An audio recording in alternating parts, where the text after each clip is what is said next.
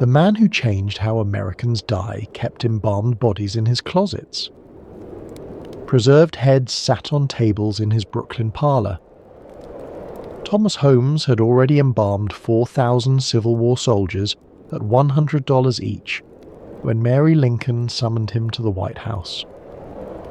Her husband's body would travel 1,700 miles by train, viewed by 1.5 million Americans over 3 weeks. What she didn't know, what none of them knew, was that this single funeral would empty the parlors of every home in America. Until 1910, the room where you watch television was called something else. It was called the parlor, and in that parlor families laid out their dead. They washed the bodies themselves. They dressed them in their finest clothes. They sat with them for days. Then, in a single generation, death left the home forever. The parlor became the living room because the dead no longer lived there. Tonight we trace that transformation. From the women who prepared their neighbours' bodies for half a crown, to the battlefield embalmers who followed the Civil War's carnage, to the professional funeral directors who made death their business. And at the centre of it all, tuberculosis, the disease that killed 1 in 4, the disease that sent the dying far from home, the disease that made shipping bodies back not a luxury, but a necessity. This is the story of how death became a profession, how what was once sacred became commercial, how what was once women's work became men's business, how the parlour became the living room. Welcome to the sanatorium. Tonight we're exploring one of the most profound and most overlooked transformations in human history. The moment when death stopped being something families did themselves in their own homes, with their own hands, and became something they paid strangers to handle. It is a transformation so complete that most people today have no idea it ever happened. If you're new here, this channel explores how tuberculosis, the disease that killed 1 in 4 people in the 19th century, shaped everything from architecture to art, from fashion to the American West. If that sounds like your kind of history, consider subscribing. This episode takes us through drawing rooms and battlefield tents, through White House grief and frontier cemeteries. We'll meet the eccentric doctor who displayed corpses in his shop window, the women whose ancient work was swept away, and the entrepreneurs who saw opportunity in sorrow. We'll follow Abraham Lincoln's body on its 1,700-mile journey and watch as a nation learned to see death differently. Now, settle in. Find a comfortable position. Let your breathing slow. We have a long journey ahead, through lamplit parlours and gaslit streets, through the smoke of battle and the silence of the grave, through a world where death was intimate and into a world where it became invisible. Let's begin. Imagine, if you will, a farmhouse in Pennsylvania, 1843. It is February, and the cold has seeped into every corner of the house. In the front parlour, the formal room, the best room, the room where company is received, a woman lies still. She's 37 years old. She's been coughing for 18 months. The consumption has finally taken her. Her husband stands in the doorway, unsure what to do, but the women know. They always know. Within the hour, 2 neighbour women arrive. They have done this before, many times before. They bring basins and clean cloths. They bring herbs to mask the smell of sickness. They ask the husband to leave, gently but firmly, and they close the door. What happens next is ancient. They wash the body with care, with tenderness, with the unhurried attention of women who understand that this is sacred work. They close the eyes, They tie the jaw shut with a strip of cloth so the mouth won't fall open. They dress her in her best dress, the one she wore to church, the one she was married in perhaps. They comb her hair. By evening she lies in the parlour in a simple pine coffin her husband built that morning. Candles burn at her head and feet. The mirrors have been covered with black cloth, an old superstition, to prevent her spirit from becoming trapped. The clock has been stopped at the hour of her death. For the next 3 days the family will keep vigil. Neighbours will come to pay respects, to sit with the living, to bring food. The children will be lifted up to kiss their mother's forehead one last time. And then, on the 3rd day, the men of the community will carry the coffin to the churchyard, and she will be buried in ground her family has owned for generations. No strangers will touch her. No chemicals will be injected into her veins. No one will charge a fee. This is how human beings had handled death for thousands of years. In homes by hands that knew the deceased, surrounded by community. Death was not hidden away. It was not outsourced. It happened in the same rooms where families ate and argued and celebrated. And then, in the space of a single generation, all of it changed. This is that story. To understand the transformation we're about to trace, we must first understand the world that existed before it. In early 19th century America, death was everywhere. It was woven into the fabric of daily life in ways we can scarcely imagine today. A woman might bear 8 children and bury 4 of them before they reach the age of 5. A man in his prime might be felled by typhoid, cholera, or consumption before his 40th birthday. Death was not something that happened in hospitals, behind closed doors, managed by professionals. Death happened at home, in the same bed where you were born, surrounded by the same faces that had surrounded you all your life. And when death came, families knew what to do. The knowledge had been passed down through generations, mother to daughter, neighbour to neighbour. How to close the eyes, how to wash the body, how long to wait before burial. These were not mysteries. They were simply part of life, as natural and necessary as knowing how to bake bread or mend a fence. The women who performed this work were called many things. Layers out, watchers, sometimes simply the women who help. In England, they were paid half a crown for their services. In America, sometimes they were paid, sometimes they simply came because that was what neighbours did. Often, these were the same women who served as midwives, ushering life into the world at one end and ushering it out at the other. Historian Carol Weaver, studying Philadelphia city directories from the early 1800s, found these women listed as professionals, alongside nurses and midwives. They advertised their services. They had reputations to maintain. Death work was women's work, and it was respected work. But there were limitations to what families and neighbours could do. The human body, once life has left it, begins to decay. In summer, this process accelerates rapidly. Funerals had to happen quickly, within 2 or 3 days at most, and burial had to follow immediately. This meant that when someone died, their loved ones had to be nearby. A son working in a distant city might not make it home in time. A daughter married across state lines might never see her mother's face again. The Undertaker, as he existed in this era, was not the figure we know today. The word itself simply meant someone who undertook tasks, any tasks. But by the early 19th century, it had come to be associated with the men who made coffins. These were carpenters and cabinet makers, furniture builders who added coffin making as a sideline.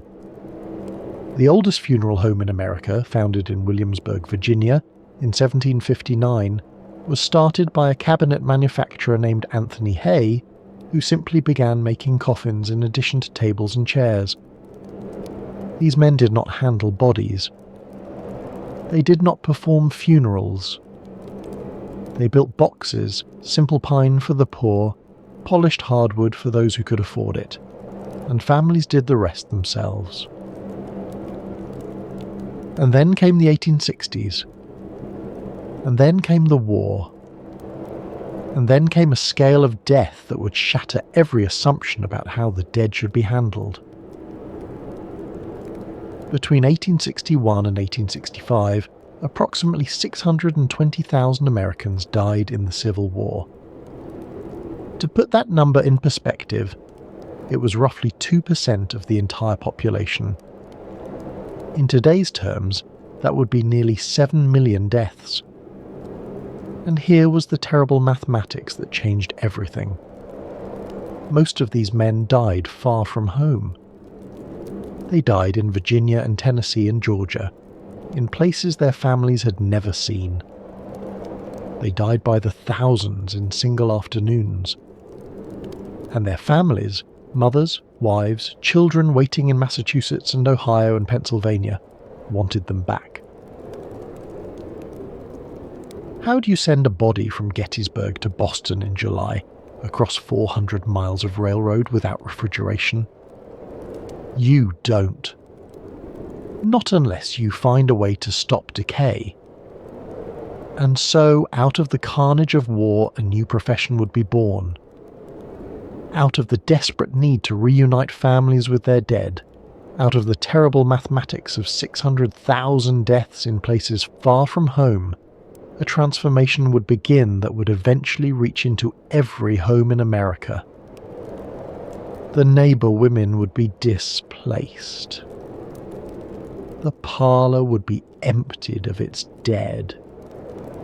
The ancient ways of handling death, ways that had persisted for countless generations, would be swept away by the demands of modernity. Death was about to become a business. And business, once established, does not easily relinquish its territory. Before we can understand what was gained, we must understand what was lost. For centuries, the preparation of the dead was women's work. It was intimate work, performed by hands that had often known the deceased in life. And it was work that carried a particular kind of knowledge that was passed from mother to daughter, from experienced neighbour to young bride, in an unbroken chain stretching back beyond memory. The layer-out arrived soon after death. Sometimes she was a relative, sometimes a neighbour, sometimes a woman known throughout the community for her skill and her discretion. She brought her own supplies, basins, cloths, sometimes herbs or oils. She asked the family to give her privacy, and she began. The work followed a ritual order. First, the eyes were closed, gently pressed shut while still pliable, before rigor mortis set in. A coin might be placed on each eyelid to keep them closed. The jaw was tied shut with a strip of cloth wrapped under the chin and over the top of the head. Without this, the mouth would fall open as the muscles relaxed, an indignity no family wanted to see. Then came the washing. The body was undressed and bathed with clean water, sometimes scented with lavender or rosemary. This was not merely practical. It was an act of care, a final service to someone who could no longer care for themselves. The layer-out worked slowly, respectfully, talking softly to the deceased as she worked, as though they might still hear. After washing came dressing. The deceased was clothed in their finest garments. For a woman, this might be her wedding dress. preserved for decades for this very purpose. For a man, his Sunday suit. For a child, and there were so many children, perhaps a christening gown. The hair was combed and arranged. Sometimes a lock was cut and saved, a memento for the living to be woven into jewellery or pressed into a locket. The hands were positioned, often crossed over the chest or clasped as if in prayer. And then the body was placed in the coffin, which had been lined with white fabric, and the coffin was placed in the parlour. For her work, the layer-out was paid a small fee. In England, this was traditionally half a crown, a modest sum but not insignificant for a working-class woman. In America, the payment varied. Sometimes it was money, sometimes it was goods, a chicken, a length of cloth, preserved vegetables from the cellar. Sometimes, among close neighbours, it was nothing at all. The understanding was that when death came to your own house, the favour would be returned. This system worked because communities were small and stable. People lived their whole lives in the same village, knew their neighbours intimately, and understood their obligations to one another. Death was not a private matter. It was a community event, and the community had roles to play. But as the 19th century progressed, those communities began to fracture. Young people left farms for cities. Immigrants arrived from distant countries without the networks of kin and neighbour that had sustained their ancestors. And in the anonymous streets of Boston and New York and Philadelphia, families found themselves facing death without the women who knew what to do. Every respectable home in 19th century America had a parlour. It was the front room, the formal room, the room where guests were received. The furniture was the best the family could afford. Horsehair sofas, velvet chairs, polished tables. The windows were draped in heavy fabric. The mantelpiece held the family's treasures, a clock perhaps, or photographs of stern-faced ancestors. The parlour was not a room for everyday living. Children were not encouraged to play there. The family gathered in the kitchen, in the sitting room, in spaces where spilled milk and muddy boots were expected. The parlour was reserved for occasions, for entertaining the minister when he came to call, for hosting young suitors under watchful parental eyes, and for death. When someone died, the parlour transformed. The mirrors were covered with black cloth, an old European superstition meant to prevent the soul from becoming trapped in its own reflection. The clocks were stopped at the moment of death, marking the transition from one state of being to another. Black crape was hung from the front door to signal to the neighbourhood that this house had been visited by death. The coffin was placed on 2 straight-back chairs, or on a special stand if the family owned one. Candles burned at the head and foot, their flames never allowed to go out. Flowers surrounded the body, not merely decorative, but practical. Their fragrance helped mask the inevitable smell of decay. For the next 2 or 3 days, the family kept vigil. Someone was always in the parlour, always watching. This practice, called sitting up with the dead or waking, had multiple purposes.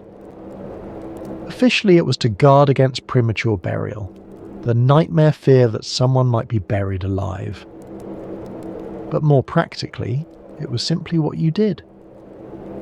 You did not leave your loved one alone. Neighbours came to pay respects. They sat with the family, sharing memories of the deceased. They brought food, so much food that families sometimes struggled to eat it all. Casseroles and pies and loaves of bread appeared on the kitchen table, left by visitors who slipped in and out without fuss.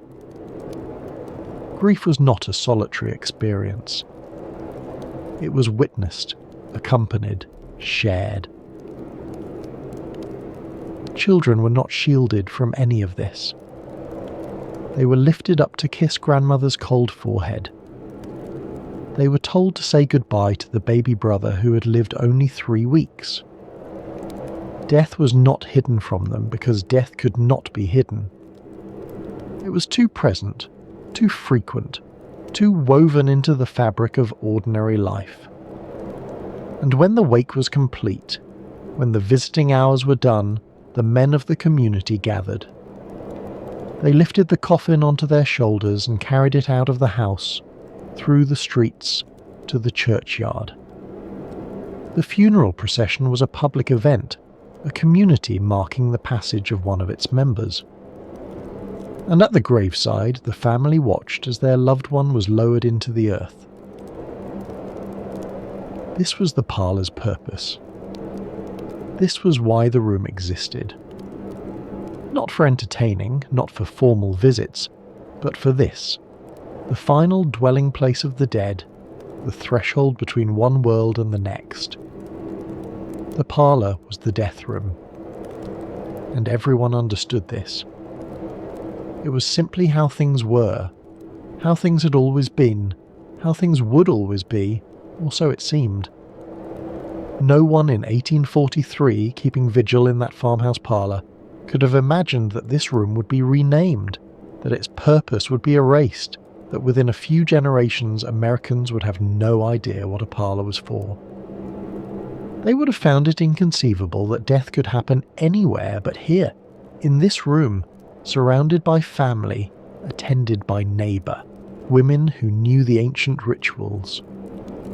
The professionalisation of death was unimaginable, because death was not yet a profession. It was simply life. Of all the diseases that haunted the 19th century, none claimed more lives than tuberculosis. It went by many names. Consumption, because it seemed to consume the body from within. Phthisis, the ancient Greek term.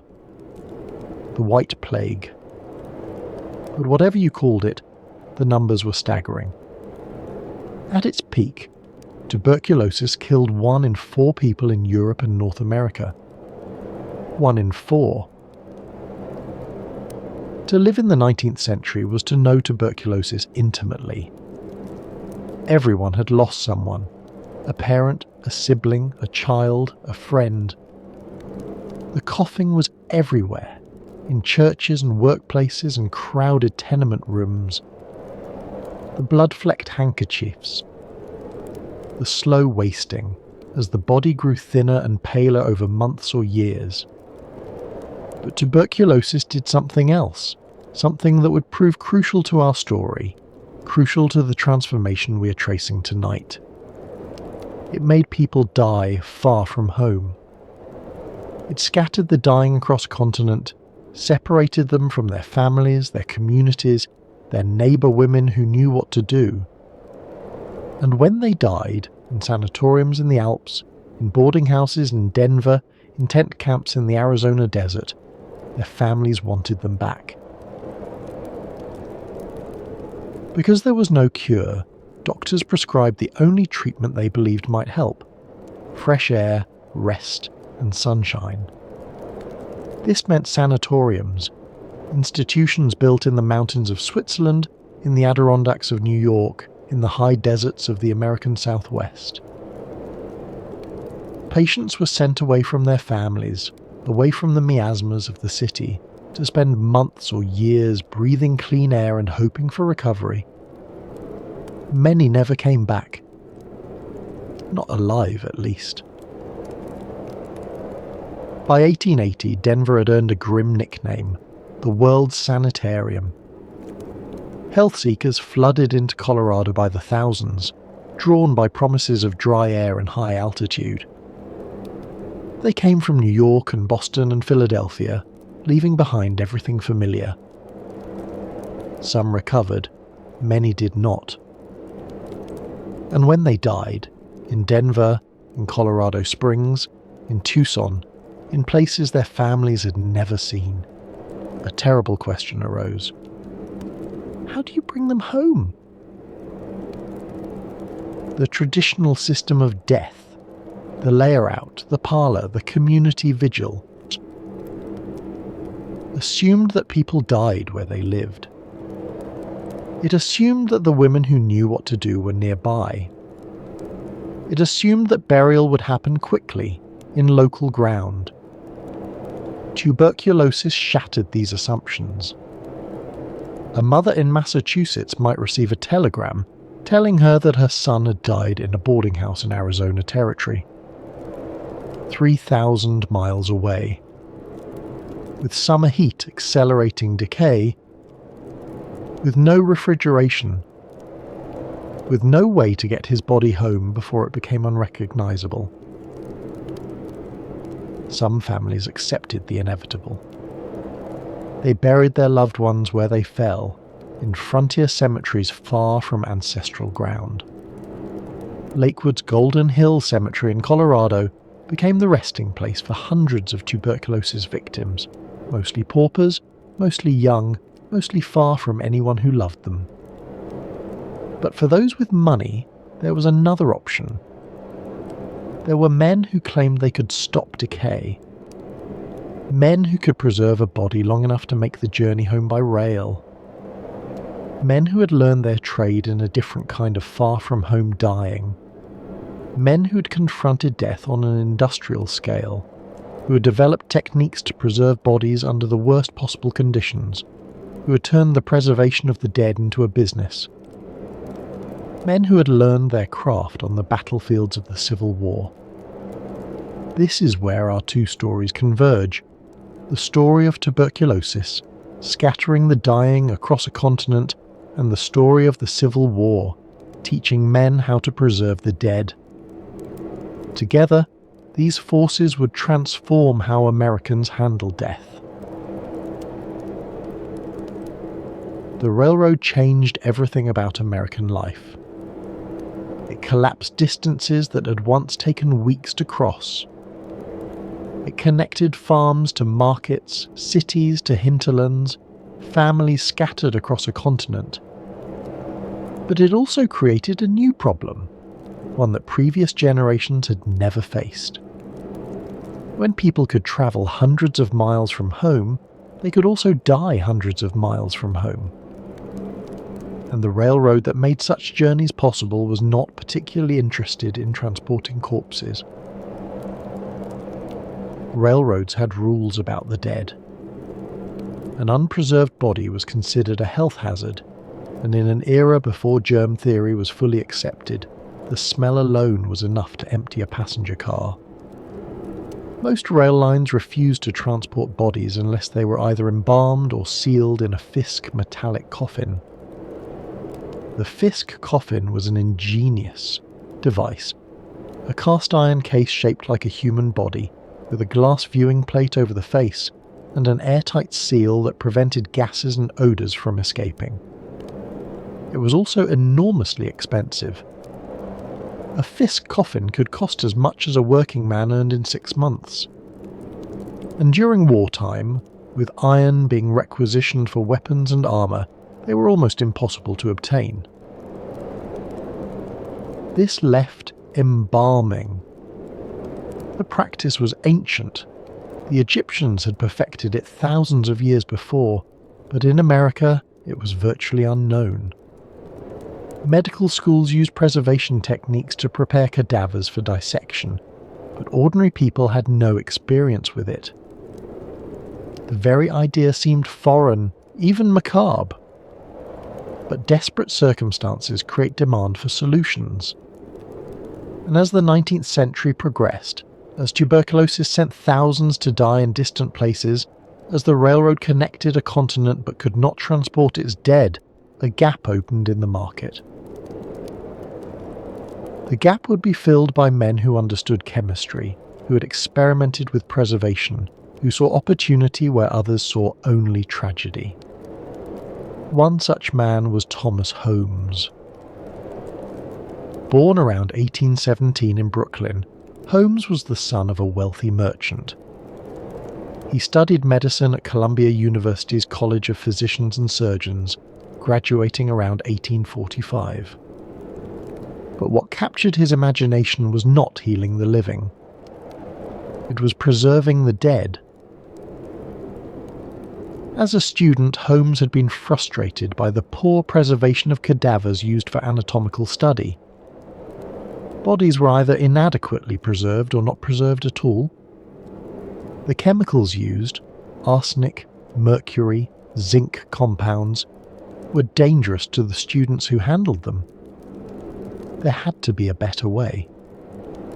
Holmes studied the work of Jean-Nicolas Ganel, a French chemist who had developed improved embalming techniques in the 1830s. He examined Egyptian mummies, trying to understand how the ancients had achieved preservation without modern chemicals.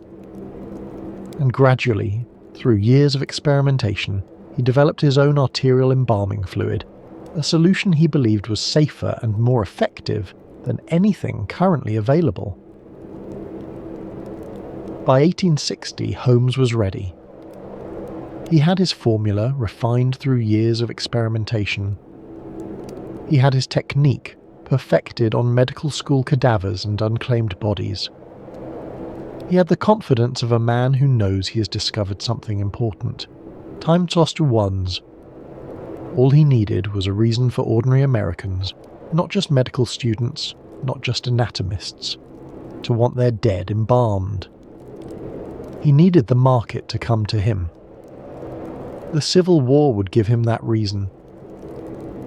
It would create a need so desperate, so widespread, so impossible to ignore, that embalming would cease to be a curiosity and become a necessity.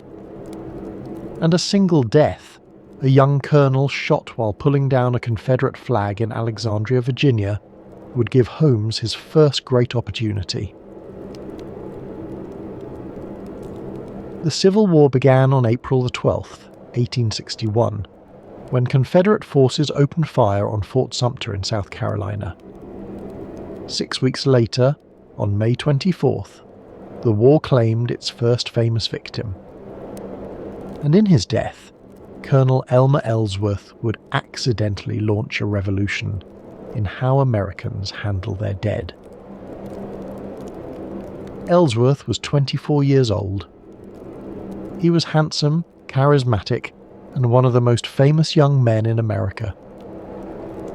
He had toured the country with his militia unit, the United States Zouave Cadets, performing precision drill routines that drew enormous crowds. He had worked as a law clerk in Abraham Lincoln's Springfield office. He had accompanied the president-elect on the inaugural train to Washington. The Lincolns adored him. He was practically a member of the family, a younger brother to Abraham, a surrogate son to Mary, a playmate to Willie and Tad. When war came, he raised his own regiment, the 11th New York Infantry, recruiting largely from New York City firefighters. They called themselves the Fire Zouaves. On the morning of May 24th, Ellsworth's regiment crossed the Potomac River into Alexandria, Virginia. The city had just voted for secession, but Union forces were moving to secure it. As they entered the town, Ellsworth spotted something that enraged him: a massive Confederate flag flying from the roof of the Marshall House Hotel. The flag was so large it could be seen from the White House, a daily provocation to the president himself. Ellsworth was not the kind of man to let such a thing stand. With a small detachment of soldiers, he entered the hotel and climbed to the roof. He cut down the flag and began descending the stairs, the captured banner in his arms. He never made it to the bottom. James Jackson, the hotel's owner and a fierce Confederate sympathizer, was waiting on the stairway. He levelled a shotgun at Ellsworth's chest and fired. Time won to you, the colonel died instantly. A moment later, Corporal Francis Brownell shot and bayoneted Jackson in turn. The first Union officer to die in the Civil War was dead, and Washington went into mourning. Word of Ellsworth's death reached the White House within hours. Lincoln was devastated. My boy, he was heard to cry. Mary Lincoln was equally stricken. They wanted Ellsworth's body returned to them, wanted to honour him as the hero the Northern press was already proclaiming him to be. But there was a problem. A body in late May in Washington's heat would decay rapidly. If Ellsworth was to lie in state, if he was to receive the honours befitting a martyred hero, something had to be done. Thomas Holmes saw his chance. Holmes had connections. Through Secretary of State William Seward, he gained access to the Lincoln White House on the day of Ellsworth's death. There he found the president in tears. Holmes made his offer. He could preserve Ellsworth's body. He could make it possible for the colonel to lie in state, to be viewed by thousands, to be sent home to his family in New York looking not like a corpse but like a man asleep. The process was called embalming. It was safe. It was effective. And Holmes would do it at no charge. Lincoln knew nothing about embalming, but he knew grief, and he knew that Ellsworth deserved better than a hasty burial in the Virginia heat. He agreed. What Holmes did next was a demonstration of his art. Using his proprietary embalming fluid, injected through the arteries, replacing the blood, saturating the tissues, he preserved Ellsworth's body so thoroughly that even close inspection revealed no sign of decay. The colonel's features were peaceful. His skin retained its colour. He looked, as Mary Lincoln would later whisper, like he was asleep. Ellsworth's body lay in state in the White House, the first time a private citizen had been so honoured. Thousands came to pay respects. Then the body was transported to New York City, where it lay in state at City Hall. More thousands came. Finally, Ellsworth was buried in his hometown of Mechanicville, New York. The entire process took more than a week. Without embalming, it would have been impossible.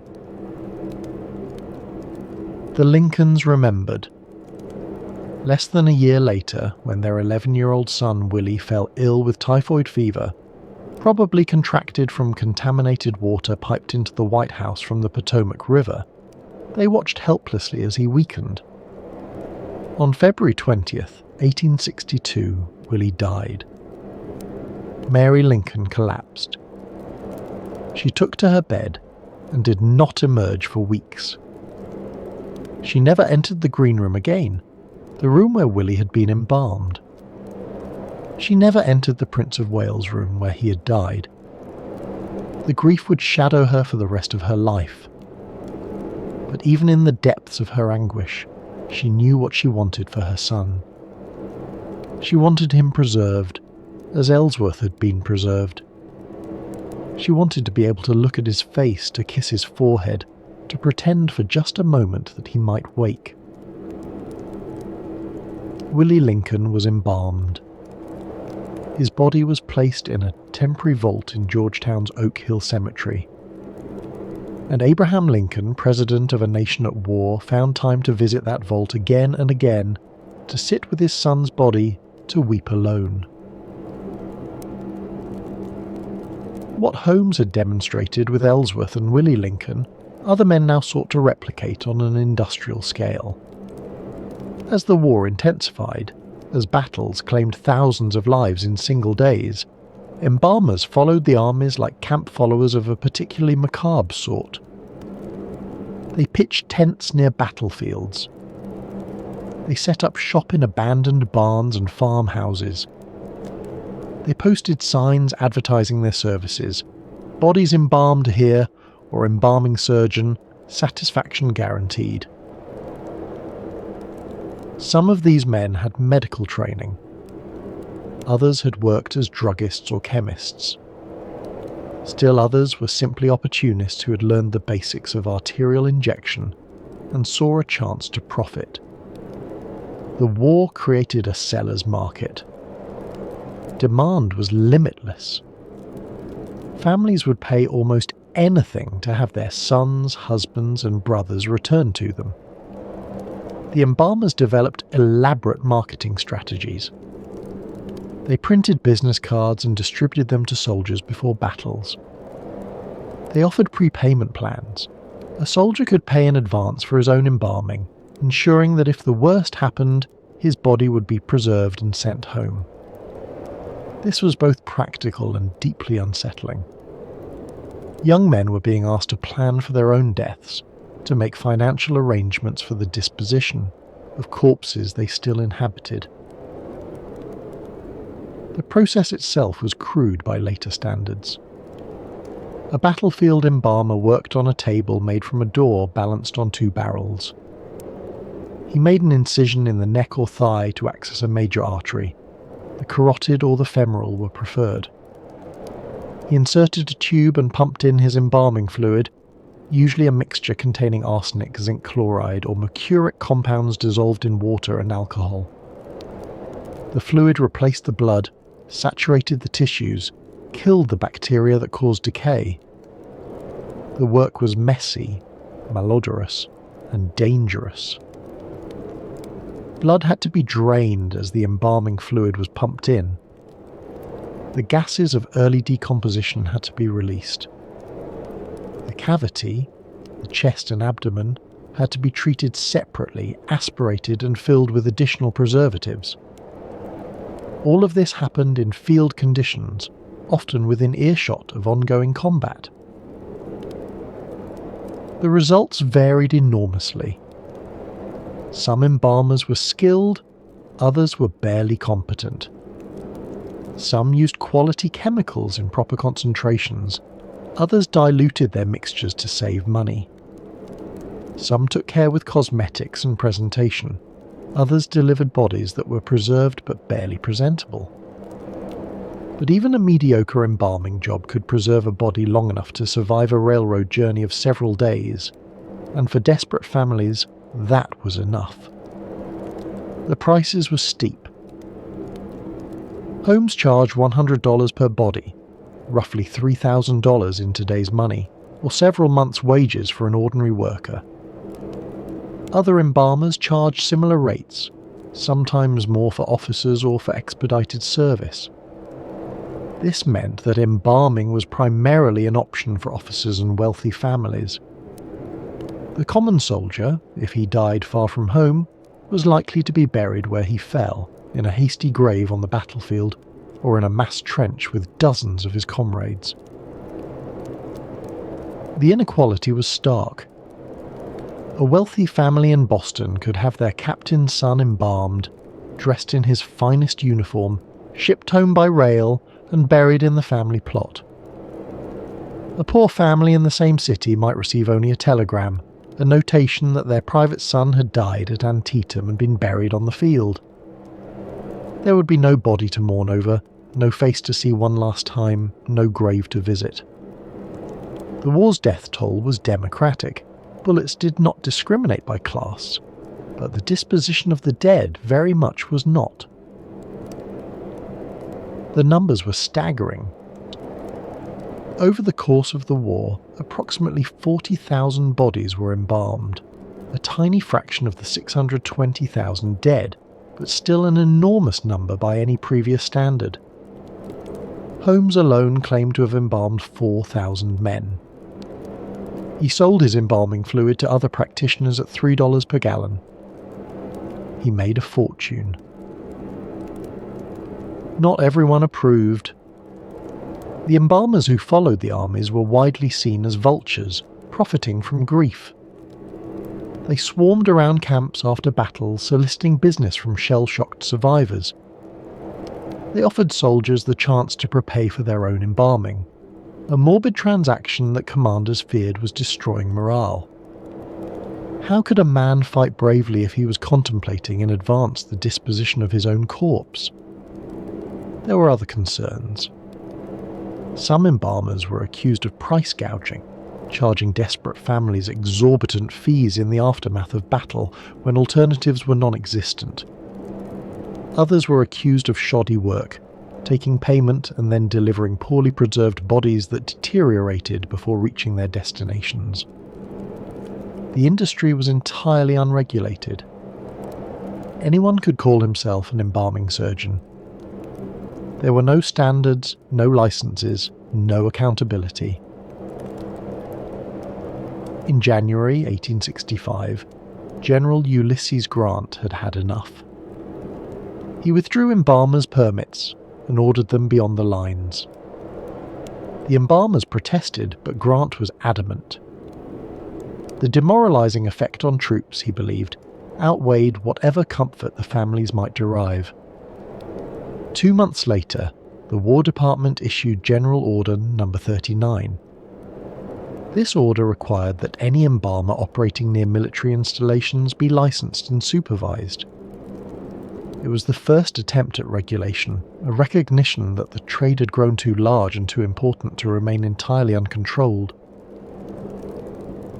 But by then the essential transformation had occurred. Tens of thousands of families had experienced embalming. They had seen their loved ones return to them looking peaceful, preserved, almost alive.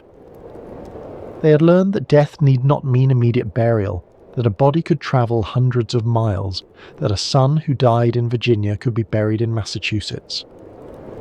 When the war ended, these families would remember. And the men who'd learned the trade on battlefields would return to civilian life looking for new customers. Time Sathries. To understand what the embalmers were actually doing, we must briefly consider the chemistry involved. When a person dies, the body immediately begins to break down. Bacteria that normally live in the gut, kept in check by the immune system, begin to multiply unchecked. They digest the tissues from the inside out, producing gases that cause bloating and compounds that cause the characteristic smell of decay. Within hours in warm weather, a body becomes unrecognizable. Within days, it is unviewable. Embalming works by poisoning these bacteria. The chemicals used are, essentially, preservatives, the same class of substances used to prevent food from spoiling. Inject enough of them into the tissues and bacterial growth stops. Decay halts. The body is preserved. The earliest embalming fluids relied heavily on arsenic. Arsenic was cheap, readily available, and devastatingly effective at killing bacteria. A single body might receive up to 12 pounds of the poison. The results were dramatic. Bodies preserved for weeks, even months. But there was a problem. Arsenic is also devastatingly effective at killing humans. Embalmers who worked with arsenic-based fluids developed chronic poisoning. They suffered from skin lesions, digestive problems, nerve damage. Many died young. Medical students who dissected embalmed cadavers were exposed to arsenic residue, leading to illness and occasionally death. And there was another problem, one that would not become apparent for decades. Arsenic does not break down. When an embalmed body is buried, the arsenic remains in the ground forever. Civil War-era cemeteries are now leaching toxic arsenic into the soil and groundwater. A survey in Iowa City in 2002 found arsenic levels near an old cemetery at 3 times the federal safety limit. The search for safer alternatives began almost immediately. In 1855, a Russian chemist named Alexander Butlerow discovered formaldehyde, a compound that would eventually revolutionize embalming. Formaldehyde preserved tissue effectively without the extreme toxicity of arsenic. By the early 1900s, arsenic was banned from embalming fluids, replaced by formaldehyde-based solutions that remain the industry standard today. But in the Civil War era, arsenic was king, and the embalmers who used it were playing a dangerous game, preserving the dead while slowly poisoning themselves. On April 14, 1865, John Wilkes Booth shot Abraham Lincoln at Ford's Theatre. The president died the following morning, in a boarding house across the street, surrounded by members of his cabinet and his eldest son Robert. Mary Lincoln, shattered by grief for the third time, first Ellsworth, then Willie, now her husband, was not present at the moment of death. She had been led away hours earlier, her wailing unbearable to the men keeping vigil. But even in the depths of her anguish, she knew what she wanted. She wanted Lincoln embalmed, as Ellsworth had been embalmed, as Willie had been embalmed. And she wanted his body taken home to Springfield, Illinois for burial. The journey would be unprecedented in American history. 1,700 miles, 7 states, 13 cities where the body would lie in state, 3 weeks of travel, viewing, mourning. The route would retrace, almost exactly, the journey Lincoln had taken 4 years earlier when he travelled from Springfield to Washington for his inauguration. He would go home the way he had come, but this time he would not be waving from the back of the train. It would be, in effect, a national advertisement for the possibilities of embalming. And every person who filed past that open coffin would carry away a lesson. Death could be delayed, managed, made presentable.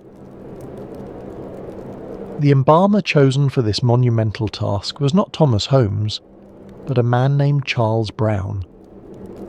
Why Holmes was passed over is unclear. Perhaps he was unavailable. Perhaps there were political considerations. Perhaps Brown simply had better connections. Regardless, Brown was confident in his abilities. He declared that Lincoln's body would show no perceptible change over the entire journey. He was wrong, but only just. The funeral train departed Washington on April 21, 1865. It was dubbed the Lincoln Special, and the president's portrait was fastened to the front of the locomotive. The coffin rode in a specially decorated car draped in black crepe, the interior hung with mourning fabric, and the train carried another coffin, a smaller one. Willie Lincoln's body had been exhumed from his Georgetown vault. Father and son would make the journey home together, 3 years after Willie's death, reunited in the democracy of mortality. At every stop, enormous crowds gathered. In Baltimore, the city where Lincoln had slipped through in disguise 4 years earlier, fearing assassination, thousands now lined the streets to mourn him. In Philadelphia, over 100,000 people viewed the body in Independence Hall. In New York City, the procession stretched for miles, and the waiting time to view the coffin exceeded 5 hours. An estimated 1.5 million Americans viewed Lincoln's body directly, filing past the open coffin in city halls and state houses across the North. Another 7 million, nearly a quarter of the entire population, watched the funeral train pass through their communities. In an era before photography could capture moving images, this was how the nation said goodbye, by seeing the preserved body of their fallen president with their own eyes. 2 future presidents were among the mourners. In New York, 6-year-old Theodore Roosevelt watched from a window as the procession passed below. In Buffalo, 28-year-old Grover Cleveland stood in the crowd. By the time the train reached the western states, there were signs of deterioration. Lincoln's face had darkened. The features had begun to change. The swelling that is natural to death had progressed despite Brown's best efforts. At each stop, the embalmer did what he could. applying chalk-based makeup to lighten the skin, adjusting the features, masking with flowers and perfume. But nature was winning its slow victory. 3 weeks was a long time, even for the best embalming of the era. Still, the body remained viewable, recognizable, dignified, and that was remarkable enough. On May 4th, 1865, Lincoln's body finally reached Springfield. He was buried in Oak Ridge Cemetery, where Willie was laid to rest beside him. The journey was over. The nation had said goodbye. But the story does not quite end there. Decades later, in 1901, Lincoln's body was exhumed for reinterment in a more secure tomb. There had been an attempted grave robbery in 1876, and officials wanted to ensure the president's remains were safe. When the coffin was opened, witnesses reported that Lincoln's body remained in a most excellent state of preservation. The embalming had held for 36 years. Charles Brown's work had stood the test of time. Lincoln's funeral. Train accomplished something no advertising campaign could have achieved. It showed millions of Americans what embalming could do. It demonstrated that death could be delayed, that bodies could be transported, that families separated by hundreds of miles need not be separated from their dead. It planted a seed that would, in the coming decades, transform the entire culture of death in America. When the Civil War ended, thousands of men who had learned embalming on battlefields returned to civilian life. Some went back to their previous trades: carpentry, medicine, general labour. The war had interrupted their lives, and they wanted nothing more than to resume them. But others saw an opportunity. They had a skill that few possessed. They had experience that no one else could claim. And they had witnessed firsthand how desperate families were to have their dead preserved, how much they would pay, how grateful they were for the service. These men did not simply return home and hang out shingles. The transition was gradual, opportunistic, uneven. In the years immediately following the war, home funerals remained the norm for most Americans. Families still laid out their own dead, still held wakes in their parlours, still carried coffins to churchyards on the shoulders of neighbours. The ancient rhythms of death persisted. But around the edges, things were beginning to change. In cities, the old networks of community support had frayed, or never existed in the first place. Immigrants from Ireland, from Germany, from Italy arrived in neighbourhoods where they knew no one. They settled in tenements alongside strangers who spoke different languages, worshipped in different churches, came from different traditions. The women who had always performed laying out, the neighbour women, the church women, the women who knew what to do, were not here. They were an ocean away, in villages the immigrants would never see again.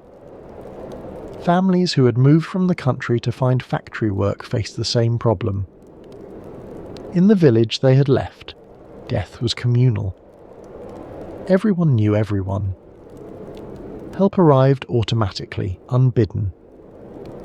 In the city, death was isolating. You died in a rented room surrounded by strangers, and your family, if they were present at all, had no idea what to do next. Into this gap stepped the new Undertakers. These men, and they were almost entirely men now, the women who had dominated death work for centuries being pushed aside, offered a package of services. They would provide the coffin, of course, as the old cabinet maker undertakers had always done. But they would also embalm the body.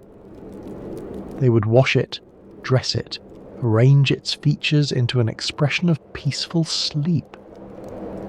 They would provide a hearse and transportation to the cemetery. They would coordinate with the church, the cemetery, the florist. They would handle everything. For grieving families, especially those without community support, this was immensely appealing. They did not have to learn the rituals their grandmothers had known. They did not have to touch the dead body of their loved one if they did not want to. They did not have to navigate the complex logistics of death in an unfamiliar city. They could pay someone else to manage the unmanageable, to impose order on chaos, to make death into something that could be purchased and scheduled. And so, gradually, death began to professionalize. The Undertaker was no longer just a coffin maker. He was becoming something new, a death specialist, a grief manager, a professional handler of the transition from life to burial. He acquired new equipment, embalming tables with drainage channels, hand pumps and later electric pumps for arterial injection, a growing arsenal of chemicals and cosmetics. He developed new skills, arterial injection through various access points, cavity treatment with trocar and aspirator, restoration of features damaged by disease or accident. He built relationships with churches, with cemeteries, with doctors who could provide a steady stream of referrals, with livery stables that could supply horses and hearses. The work was becoming specialised, technical, and capital intensive. A man could not simply decide one day to become an undertaker. He needed equipment. He needed training. He needed a facility, a place to embalm, a place to display coffins, a place for families to gather. By the 1870s and 80s, a new kind of business was emerging. Not just coffin shops, but funeral establishments. Places where all the services of death could be obtained under one roof. The Undertaker was becoming the funeral director, a title that emphasised coordination and management rather than the manual labour of coffin building or the unsettling work of handling corpses. If we had to pick a single year when the professionalisation of death crystallised, it would be 1882. In that year, 3 things happened that would shape the funeral industry for generations to come. 3 developments, occurring almost simultaneously, that marked the transformation from craft to profession, from individual undertakers to a coordinated industry. That these 3 things happened in the same year was not coincidence. It was the culmination of trends that had been building for 2 decades, since the Civil War had demonstrated both the possibility and the demand for professional death care. The first was the founding of the Cincinnati School of Embalming. Joseph Henry Clark was a casket salesman for the Whitewater Valley Coffin Company. He travelled the roads of Ohio and Indiana, visiting undertakers in small towns and cities, taking orders for wooden coffins and metal burial cases. In his travels, he became increasingly aware of a problem. Embalmers had no standardized training.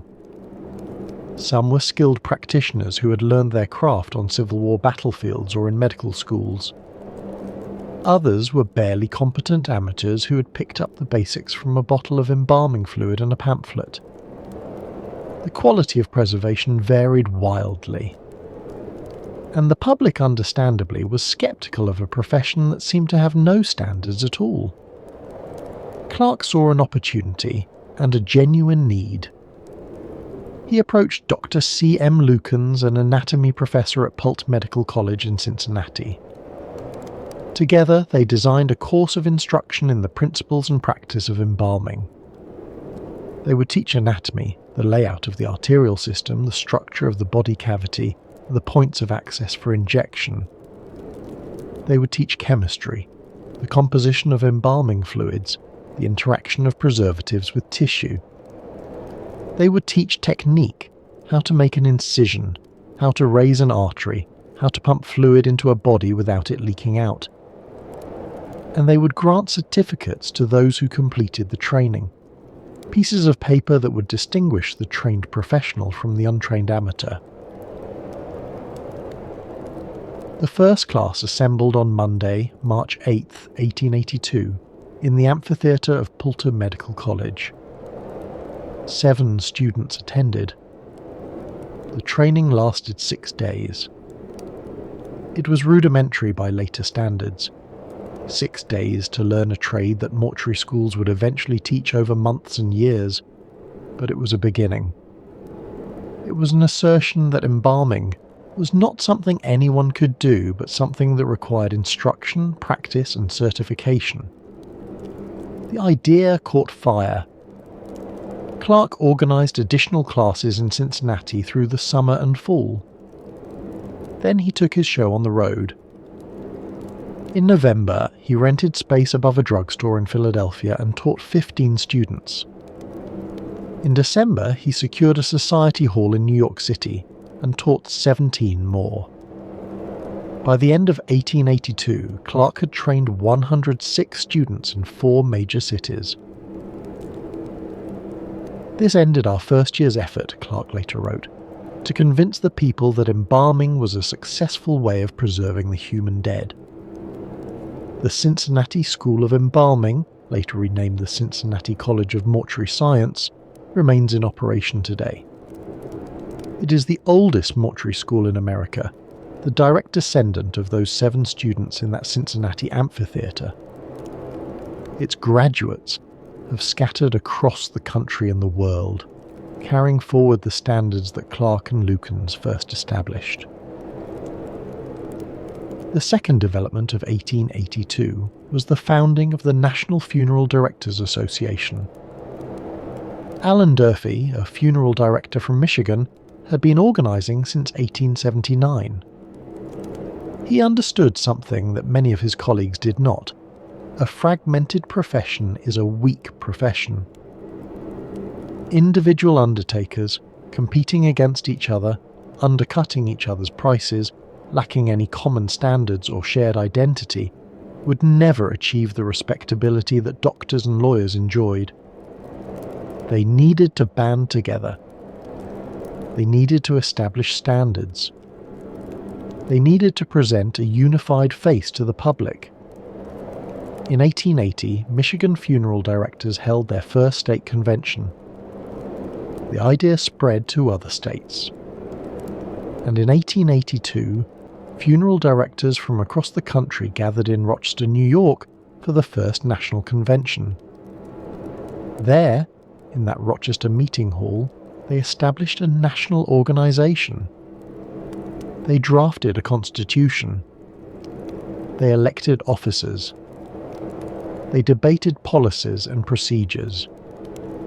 And they made a decision that would prove symbolically important, perhaps more important than any of the practical matters they discussed. They voted to stop calling themselves undertakers. The word Undertaker had accumulated negative connotations over the years. It sounded morbid, unpleasant, vaguely sinister, like something out of a Gothic novel.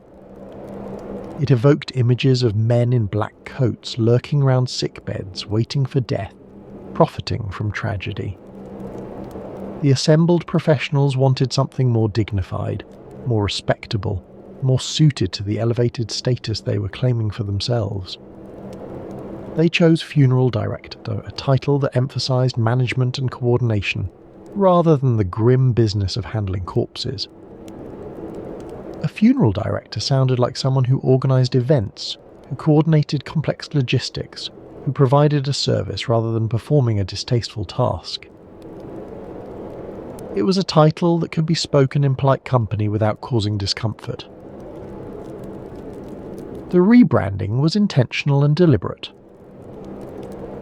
It was part of a broader effort to elevate the status of the profession, to move it away from its origins in carpentry and battlefield medicine towards something approaching the prestige of doctors and lawyers. If you called yourself a professional, you needed to look like a professional, act like a professional, and speak like a professional. Undertaker did not fit that image. Funeral director did. 13 years later, in 1895, the trade magazine The Embalmers Monthly would hold a contest to find yet another name, one even further removed from death. The winning entry was mortician, deliberately echoing the respectability of physician. Just as a physician dealt with the body's ailments, a mortician would deal with the body's final disposition. The parallel was flattering, but funeral director had already taken hold, and it remains the standard term today. As undertakers became funeral directors, they needed new spaces to work. The old model, building coffins in a carpentry shop, embalming bodies in the family home, was no longer adequate. Funeral directors needed dedicated facilities.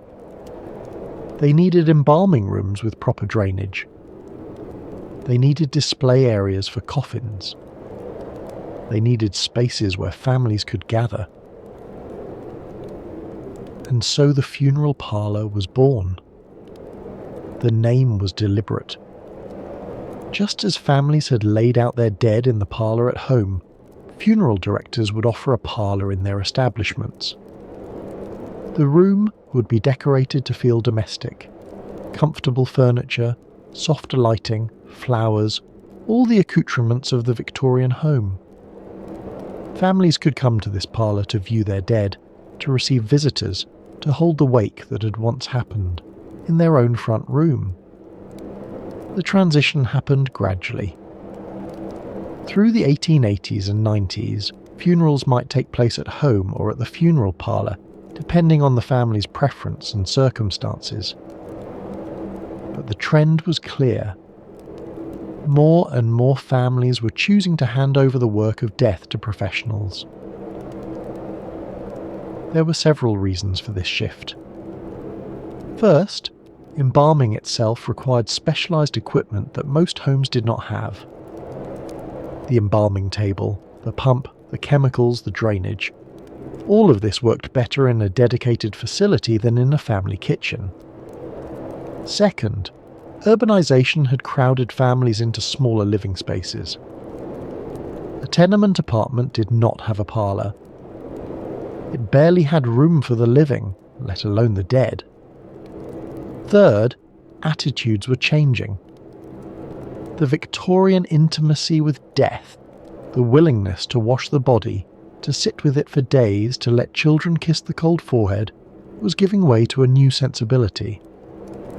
Death was becoming something to be managed at a distance, by professionals, rather than confronted directly. And fourth, there was tuberculosis. The fear of contagion from the bodies of those who had died of infectious disease made families hesitant to bring corpses into their homes. A funeral director's establishment, with its embalming and disinfection, seemed safer. The professionals, it was assumed, knew how to handle dangerous bodies without spreading disease. By the turn of the 20th century, the transformation was nearly complete. Most urban funerals took place in funeral parlours rather than family homes. Most bodies were embalmed by professionals rather than prepared by neighbour women. Death had been outsourced. And this shift had a curious linguistic effect. With death no longer happening in the home parlour, what was that room for? Its original purpose, the formal reception of guests, the laying out of the dead, had been taken over by the funeral establishment.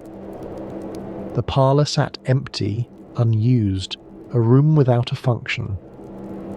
In 1910, Edward Bock, editor of the Ladies' Home Journal, proposed a solution. He suggested renaming the parlour the living room, a name that emphasised life rather than death, activity rather than stillness. The old parlour, he argued, had become dark, gloomy and oppressive in the popular imagination. It was time to reclaim it. The Yit new name caught on immediately. Within a generation, parlor had become old-fashioned, a word your grandmother might use. Living room was modern, cheerful, forward-looking. The dead had been evicted from the house. The living room was for the living. In the transformation we have been tracing, something was lost. The women who had prepared the dead for generations, the layers out, the watchers, the midwives who ushered souls out of the world as well as into it, found their work taken over by men with embalming certificates and business cards. This displacement happened for many reasons. Embalming itself was part of it. The new chemical preservation techniques required equipment and training that the traditional layers out did not possess. They knew how to wash and dress a body, how to arrange features, how to keep vigil. They did not know how to inject arterial fluid or treat a body cavity. But there was also a social shift at work.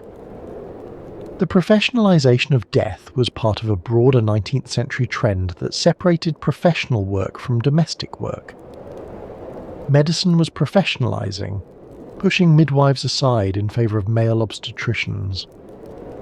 Law was professionalizing, creating bar associations and licensing requirements. And death was professionalizing, replacing the informal networks of neighbor women with formal businesses run by men. The rhetoric of professionalization emphasized expertise, training, scientific knowledge.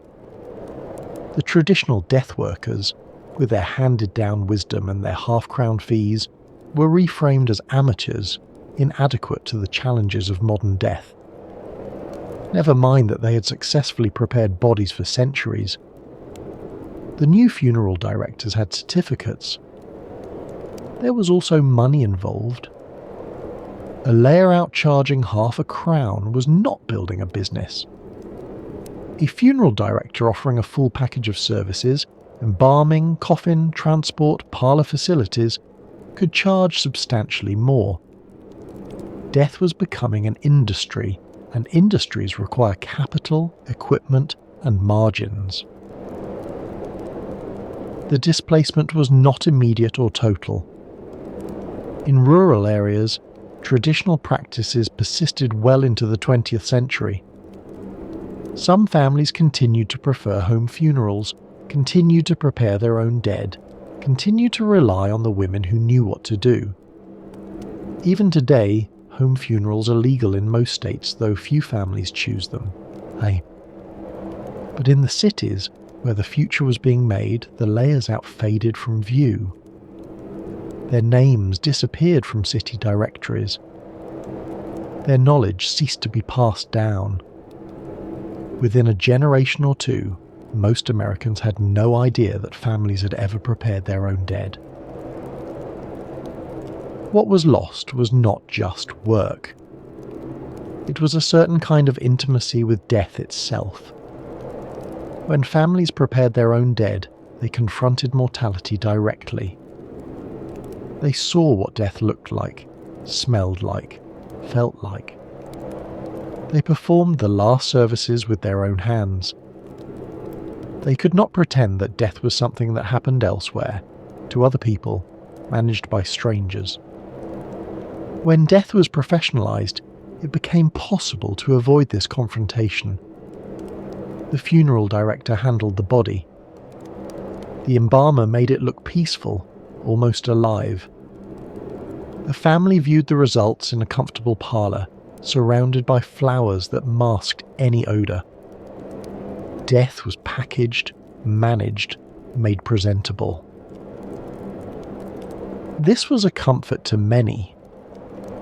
It is not easy to wash your mother's body, to close your child's eyes. The professionals offered relief from these terrible intimacies. But something was lost in the transaction. A certain knowledge, a certain acceptance, a certain understanding that death is not a professional matter, not a business transaction, but the most personal of all human experiences.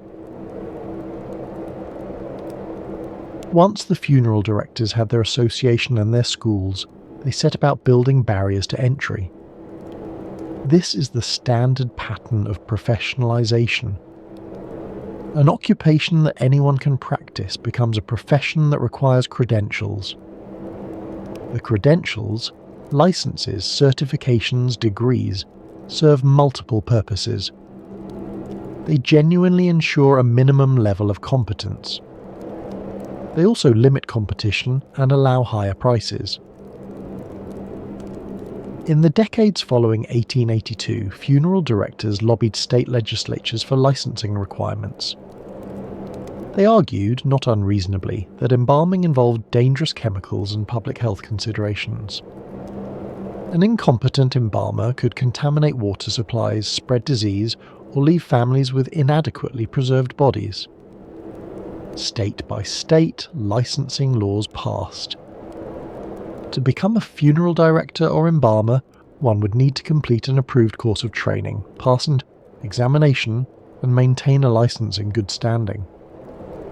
The days of battlefield embalmers setting up tents and offering their services to anyone with cash were over. The training programs themselves expanded.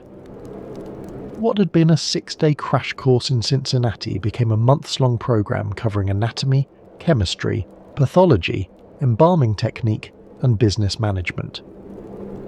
Mortuary schools opened across the country, each competing for students and prestige. By the early 20th century, Charles O'Donoghue, who had purchased Clark's Cincinnati School in 1909, was offering an expanded curriculum that went far beyond basic embalming. His students learned public health principles, human anatomy in detail, and the scientific basis of preservation. The school's full name, Cincinnati College of Embalming, reflected its aspirations to academic respectability. All of this professionalization came at a cost, passed on, inevitably, to the families purchasing funeral services. Where a simple home funeral with a pine coffin and a layer-out might have cost a few dollars, a professional funeral with embalming, a polished casket and parlor facilities could cost a working family's entire savings. Yet families paid. They paid because they believed the professionals offered something they could not provide for themselves. They paid because a respectable funeral had become a marker of social standing. They paid because they no longer knew how to do it any other way. And what of Thomas Holmes, the man who had started it all? After the Civil War, Holmes retired to Brooklyn. He had made his fortune, 4,000 bodies at $100 each, plus sales of embalming fluid at $3 per gallon to the growing army of embalmers who had learned from his example. By any measure, he had succeeded. He had transformed a fringe practice into a mainstream industry. He was ready to step back from the embalming table. But he could not entirely let go of his life's work. Holmes's Brooklyn home became a kind of macabre museum. Visitors reported that embalmed bodies were stored in his closets, corpses of unknown provenance, preserved as demonstrations of his technique. Preserved heads sat on tables in his parlor, displayed like curiosities or trophies. The man who had done more than anyone to normalize embalming in America lived surrounded by the preserved dead. This was not, perhaps, as strange as it sounds to modern ears, time. Ones. Holmes was a scientist, and scientists of his era often surrounded themselves with specimens. Medical museums displayed preserved organs and anomalies. Anatomists kept skulls and skeletons in their studies. The bodies in Holmes's closets were proof of his technique, evidence that his methods worked, advertisements for his embalming fluid. He kept them as other men might keep trophies or certificates of achievement. But it was still a curious way to live, surrounded by the preserved dead in a parlor populated by disembodied heads. Holmes had spent so many years in the company of corpses that perhaps the boundary between the living and the dead had blurred for him. Or perhaps he was simply eccentric, a genius who had never quite fit the mould of ordinary society. In his retirement, Holmes pursued other interests. He sold root beer, a popular beverage in an era before widespread refrigeration made other drinks practical. The same man who had preserved the bodies of Civil War heroes now bottled and sold a temperance drink to Brooklyn housewives. He continued to sell embalming supplies to the funeral directors who had learned from his example, maintaining his connection to the industry he had helped create. He was a businessman to the end, always looking for the next opportunity. There is one final irony in the story of Thomas Holmes. When he died in 1900, at approximately 83 years of age, Holmes left specific instructions regarding the disposition of his remains. His body was not to be embalmed. The father of American embalming, the man who had preserved presidents and colonels, who had made fortunes selling the promise of bodily preservation, who had kept preserved heads on his parlor tables, wanted no part of the process for himself. He wanted his body to return to the earth in the natural way, to decay as bodies had decayed for all of human history before he came along. Why? We can only speculate. Perhaps he'd seen too much, knew too much, understood too well what the chemicals did to human tissue. Perhaps, having spent his life interfering with the natural process of decay, he wanted his own death to follow the ancient pattern. Perhaps he simply did not believe that preservation served any real purpose, that the comfort it provided to the living was illusory, that the dead were dead regardless of what chemicals saturated their tissues. Whatever his reasons, the request was honoured. Thomas Holmes was buried, without embalming, his body allowed to decay naturally in the Brooklyn ground. It was a strange final statement from the man who had done more than anyone to make such natural decay seem shameful, inadequate, unmodern. The father of embalming chose, in the end, not to be embalmed. Throughout this story, tuberculosis has been a constant presence, sometimes explicit, sometimes lurking in the background, always shaping the conditions that made the professionalization of death both possible and necessary. It was tuberculosis that sent patients to die in distant sanatoriums, far from their families, creating the urgent need to transport bodies home across hundreds or thousands of miles. A mother in Boston whose son died at Saranac Lake in the Adirondacks needed embalming. A husband in Philadelphia whose wife died seeking the cure in Colorado needed embalming. Without preservation, these bodies would decay before they could reach home. Without embalming, the railroads would not transport them. Without professional undertakers who knew the process, families would be helpless. It was tuberculosis that drove the great health migration to the American West, filling Denver and Colorado Springs and Tucson with consumptives who would never return to their eastern homes alive. By 1890, more than a third of Colorado Springs' population had come seeking healthier air. Many recovered. Many more did not. When they died, their families faced a terrible choice: bury them in unfamiliar ground, far from ancestral plots, or pay to have them embalmed and shipped home.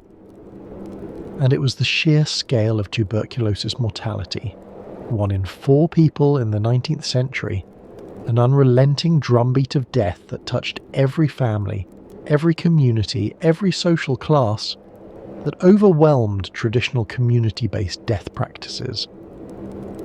When death was rare, families could muddle through. When death was constant, when the laying out women were themselves dying, when communities were too fractured and mobile to sustain the old networks of mutual aid, something had to fill the gap. And it was fear of tuberculosis, fear of contagion, fear of the mysterious process by which the disease spread from person to person, that helped drive families to accept professional funeral services. Tuberculosis was known to be contagious, though the mechanism was not fully understood until Robert Koch identified the tubercle bacillus in 1882, the same year, not coincidentally, that funeral directing professionalized, that the first embalming school opened, that the National Funeral Directors Association formed. The timing was not accidental. The scientific discovery that tuberculosis was caused by a specific germ heightened anxieties about handling the bodies of the dead. Families were afraid. They worried about catching the disease from their dead relatives. They wondered whether washing and dressing a consumptive's body might expose them to infection.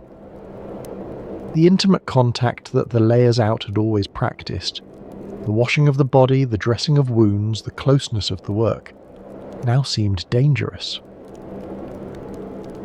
The funeral directors offered reassurance. They promised to handle the body safely, with professional detachment and proper precautions. They claimed that embalming disinfected as well as preserved, that the chemicals killed any lingering bacteria, that the body they returned for viewing was safe to be near. Whether this was scientifically accurate is debatable.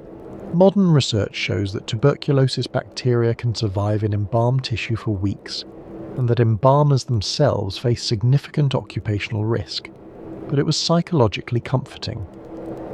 Families could believe they were protecting themselves by hiring professionals. They could maintain a safe distance from the contaminated dead. There is another way tuberculosis shaped the funeral industry, a subtler influence, operating through aesthetics rather than fear. The disease had a peculiar beauty. Its victims, in the final stages, often retained a certain ethereal quality, pale, thin, translucent, as though they were already half departed from the physical world. This consumptive look had been romanticized throughout the 19th century. Poets and painters celebrated the beautiful death of the consumptive. The dying heroine of La Bohème, the pale heroines of Gothic novels, the consumptive artists whose genius seemed to burn brighter as their bodies failed. These were cultural archetypes of the beautiful death. When funeral directors prepared bodies for viewing, they drew on this aesthetic tradition. They used cosmetics to create a peaceful, sleeping appearance. The pale face, the closed eyes, the serene expression. They arranged features to suggest serenity rather than suffering. They made the dead look, as Mary Lincoln had said of Ellsworth, like they were merely asleep and might wake at any moment. This artifice, making death look peaceful, beautiful, almost like life, became central to the American funeral tradition. It persists today in the language of viewing and visitation, in the expectation that the body will be displayed in an open casket, looking its best. We want our dead to look like they're sleeping.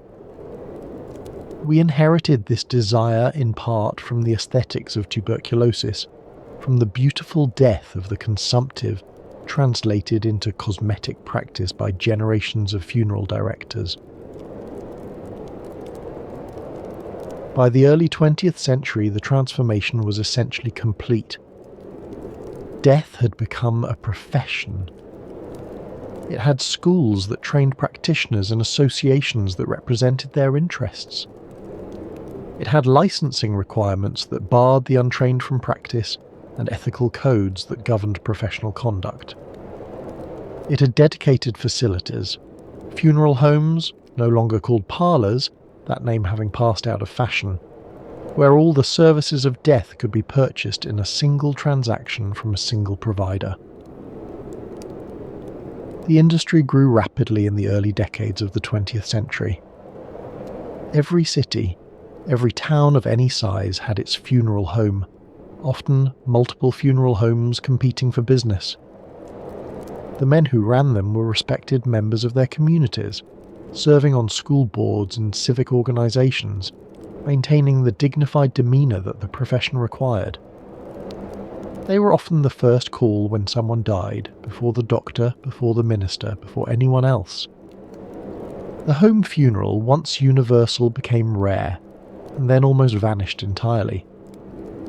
Most Americans born after 1920 would never see an unembalmed body. They would never participate in the washing and dressing of their dead. They would never experience death as an intimate family matter, as something that happened in their own homes, handled by their own hands. They would experience it as customers, purchasing services from professionals, receiving a prepared body at a scheduled viewing. This is the world we inherited. When someone dies today, we call a funeral home. We sit in a comfortable office and select a casket from a catalogue or a showroom. We discuss flowers and music and obituary notices. We receive the body, washed and dressed and cosmeticized by strangers we have never met, at a scheduled viewing in a room designed to look like a living room but is not anyone's home. We attend a service planned with professional guidance following rituals that have been standardized across the industry. We are mourners, not participants. We are customers, not caregivers, timed twos. Is this better or worse than what came before? The question admits no simple answer. The professionalization of death relieved families of difficult, sometimes traumatic work. It provided expertise that most people did not possess and did not want to acquire. It spared the bereaved from confronting the raw reality of bodily decay. It allowed for transportation of bodies across great distances, reuniting families separated by geography, the tuberculosis problem that had helped spark the revolution in the first place. But it also created distance between the living and the dead. It made death something that happens elsewhere, in facilities designed to be pleasant but impersonal, managed by strangers who have made mortality their trade. It transformed a universal human experience, perhaps the most universal of all human experiences, into a commercial transaction. And it made the actual reality of death, the coldness of the body, the stillness, the absolute finality, something most Americans never directly encounter. We see the prepared corpse, the sleeping face, the peaceful illusion. We do not see death itself. In recent years, there has been a small but growing movement to reclaim some of what was lost. Home funerals are legal in most states, and a growing number of families are choosing them, washing their own dead, holding vigils in their own living rooms, participating in death rather than delegating it. Natural burial, without embalming, without elaborate caskets, with the body returned directly to the earth, is gaining popularity among those who reject the artifice of conventional funerals. There is a sense, among some, that the professionalization of death went too far, that something essential was lost when we handed our dead over to strangers. But these remain minority practices, chosen by a small fraction of the population.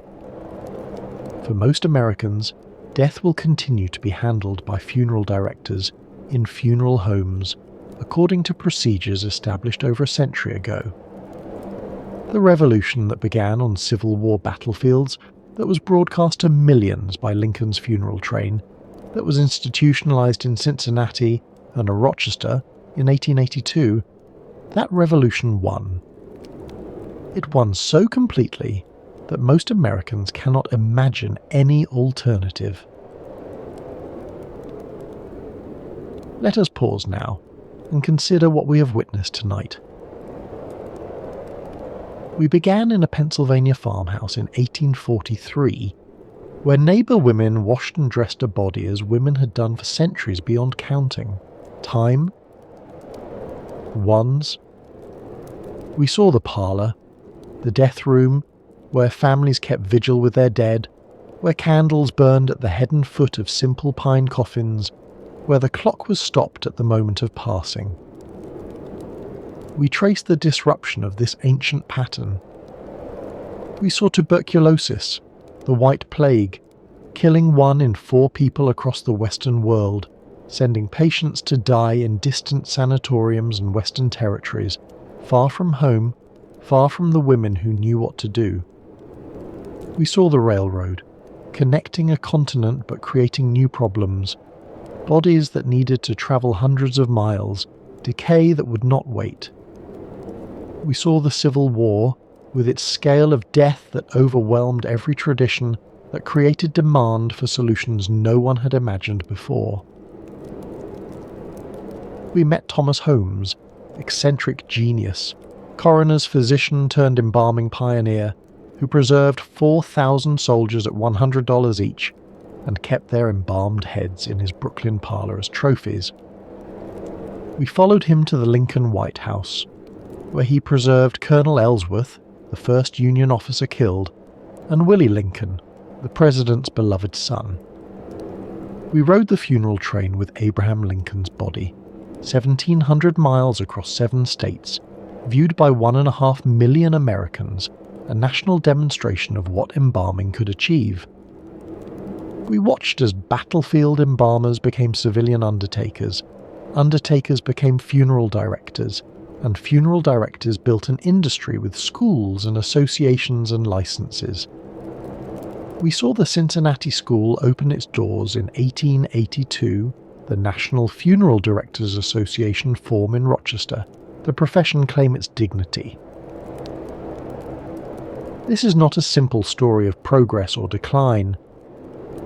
It is a story of transformation, of an intimate human experience becoming a professional service, of women's work becoming men's business, of death leaving the home and entering the marketplace.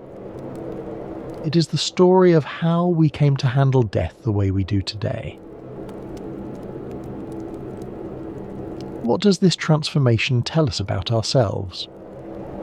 What does it reveal about the nature of human beings facing the oldest and most inescapable of all human problems? Perhaps this. We are a species that has always struggled with death, and we will grasp at any means of managing that struggle. We will embrace whatever technologies, whatever institutions, whatever arrangements of society promise to make death more bearable, even if that promise is, in the end, illusory. The promise of embalming was, at its heart, a promise of control. You cannot prevent death. It remains beyond any power, but you can delay its visible effects. You cannot bring back the dead, but you can make them look as though they might wake at any moment. You cannot stop time, but you can freeze a moment, the face at rest, the hands folded, the peaceful appearance that suggests sleep rather than extinction. The promise of professionalization was also a promise of control. If death is handled by experts, then we need not handle it ourselves. If the body is whisked away to a funeral home within hours, we need not see it in its raw state, need not watch the colour drain and the features stiffen. If specialists prepare the viewing, we need not confront the terrible work of making the dead presentable, the washing, the positioning, the cosmetic restoration. Control. That is what we purchased when we professionalized death. Not control over death itself, that remains forever impossible, but control over our experience of death. We arranged matters so that death would come to us filtered, managed, packaged in acceptable forms. We interposed professionals between ourselves and the raw reality of mortality. And yet, death remains. It remains despite our arrangements, despite our professionals, despite our technologies of preservation and presentation. No amount of embalming, no professional preparation, no comfortable funeral home can change the fundamental fact. The people we love will die. We will die. All the management and professionalization in the world cannot alter this by 1 second. Perhaps the question is not whether we gained or lost by professionalizing death. Perhaps the question is what we do with whatever intimacy with death we can still find, how we face the reality that no professional, however skilled, can face for us. What do we carry forward from this history? What echoes of these transformations still sound in our lives today? We carry the living room, the space that was once the death room, now renamed and reclaimed for life. Every time we gather in that room to watch television or entertain friends, we inhabit a space that was once defined by death, where our great-great-grandparents kept vigil over the bodies of their loved ones.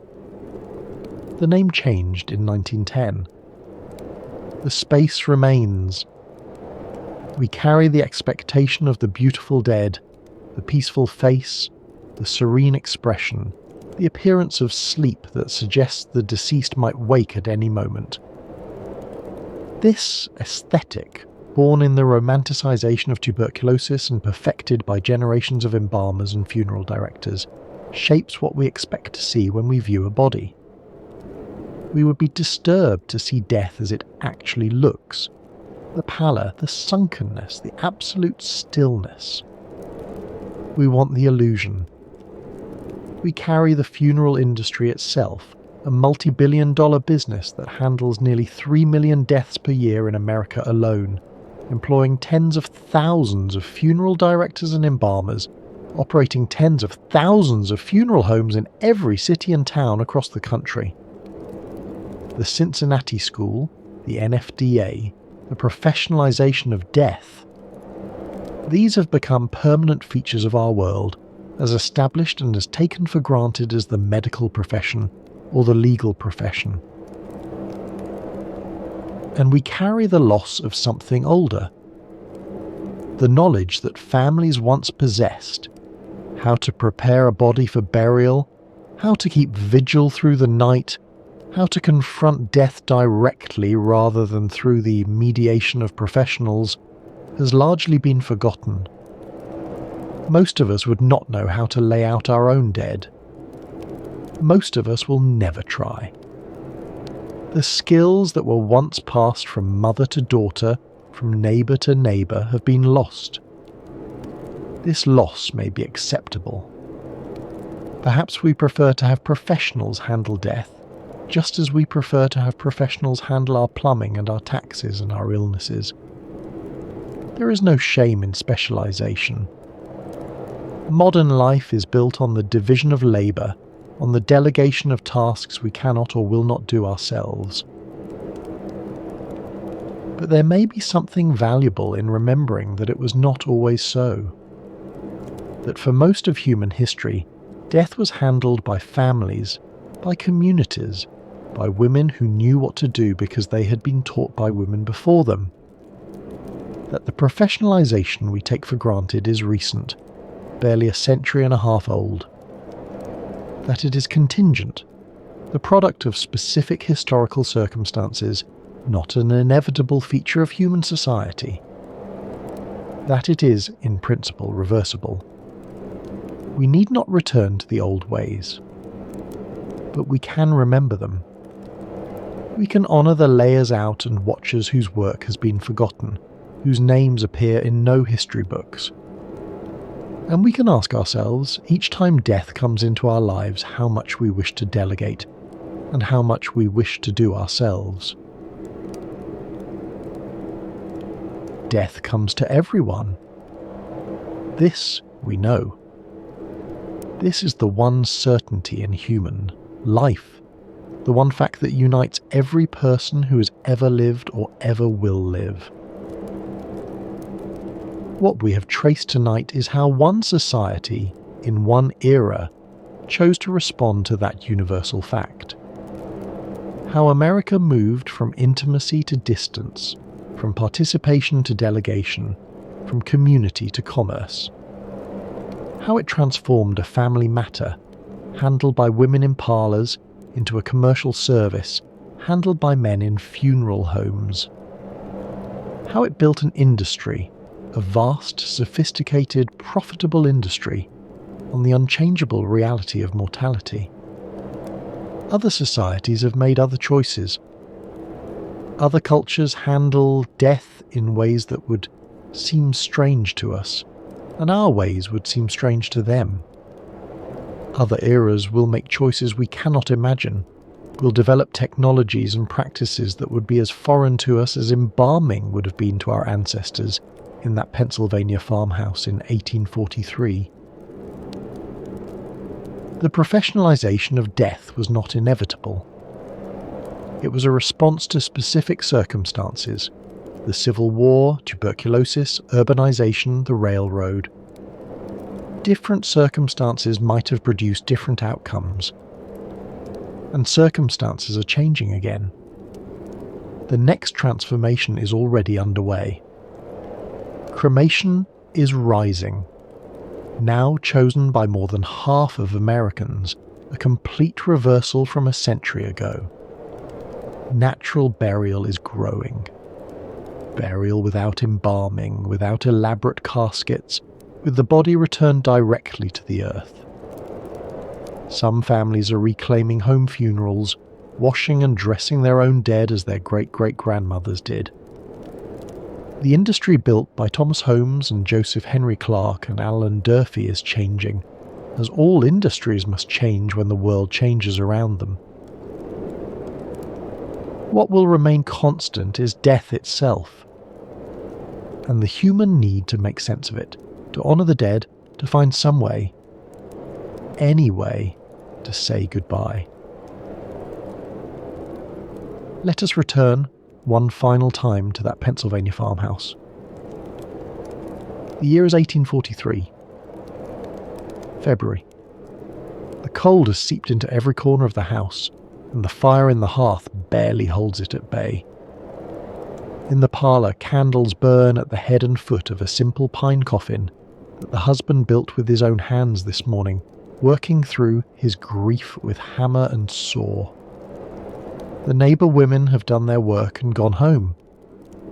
They washed the body with care and tenderness. They dressed it in the best dress, the one saved for just such an occasion. They arranged the features into peace. The community has come to pay respects, to sit with the living, to share food and memory.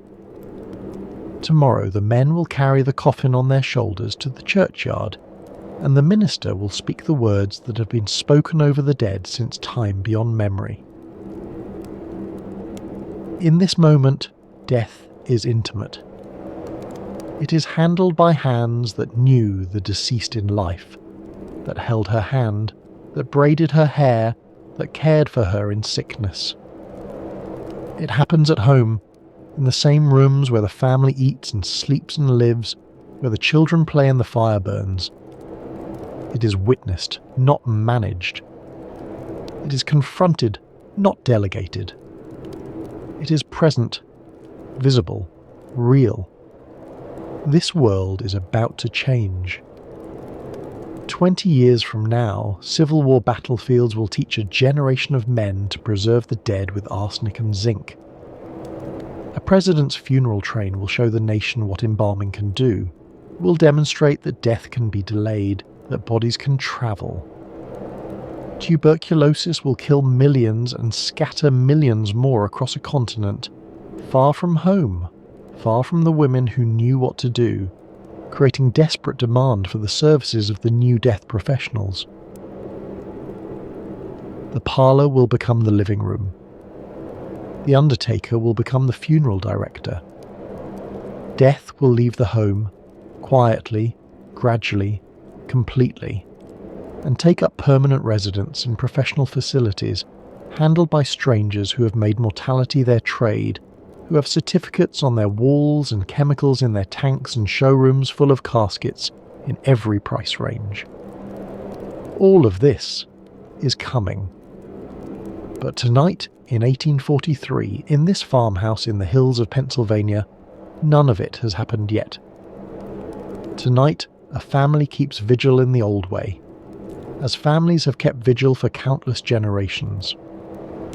Tonight, death is still a family matter. Tonight the dead are still at home. And so, as the night deepens and the candles burn low, we leave that parlour behind. Its time is passing. The world is changing, shaped by war and disease and the relentless engine of professionalisation. But the fact of death remains, as it remained for those neighbour women, as it remained for Thomas Holmes and his preserved heads, as it remained for Abraham Lincoln on his funeral train, as it remains for us tonight. We have travelled far tonight, from parlours to battlefields, from neighbour women with their basins and cloths to professional, embalmers with their pumps and chemicals, from a world where death was intimate and present, to a world where death is managed and distant. We have traced the arc of a transformation that shaped the world we live in, that made possible the funeral industry we now take for granted, that renamed the very rooms in our homes. Next time on the Sanatorium, we'll explore another corner of tuberculosis history, another way that this singular disease shaped the world we inherited. But that journey is for another night. For now, rest well. Let the memory of candlelight guide you into sleep. Let the soft crackling of distant fire ease you into dreams. Let the knowledge that generations before us faced the same darkness, the same sorrow, the same mysteries of mortality. Let that knowledge offer some comfort. We are not alone in our mortality. We never have been. Every person who has ever lived has faced death, has lost someone they loved, has wondered what happens when the light goes out. We are part of an unbroken chain stretching back to the beginning of humanity. The women who laid out the dead, the layers out and watchers, the neighbour women who came when they were needed, knew something that we have largely forgotten. They knew that death is not an enemy to be defeated, not a failure to be hidden, but a passage to be honoured. They knew that caring for the dead is an act of love, not a transaction, not something to be purchased from strangers in a showroom. They knew that the hands that wash and dress a body, gently, tenderly, with the unhurried attention of those who understand the sacredness of the work, are performing something ancient and necessary and profoundly human. We professionalised death because we had to, because circumstances demanded it, because the old ways could not survive the pressures of war and disease and modernity. But perhaps, in some small way, we can still remember what was lost. Perhaps we can hold on to some thread of connection to those women in their parlours, keeping vigil by candlelight, performing the final acts of care for those they loved. If you found some measure of peace in tonight's journey, perhaps leave a like, or share it with someone who might find comfort in these stories of how we came to be who we are. This channel exists because people like you choose to listen, to follow, to share. And I am grateful. Thank you for being here tonight. Thank you for travelling with me through parlours and battlefields and funeral homes. Thank you for sitting with the dead alongside me for a little while in the darkness. Sleep now, if sleep will come. The dead are at rest. The living must follow. Good night.